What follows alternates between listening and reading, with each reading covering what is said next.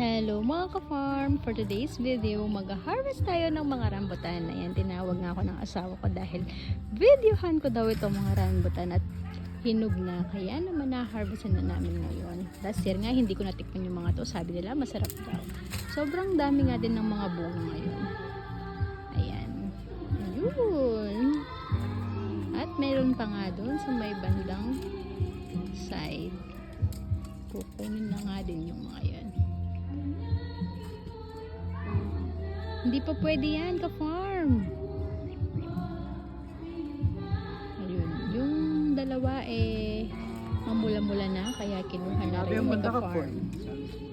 Ayan, titikman natin yung mga yan. Hindi nga ba yung mandakat? Sobrang daming langgam. Siguro nga ay matamis yung mga ito. Ayan. Yun, tinitignan nila. Basta ito na maluto malabo. Lalo rin eh. Oo, takma mo yan. O, bagayan niya. Oo, kung mo rin eh. Ayun, meron pa nga dun. Nakatago.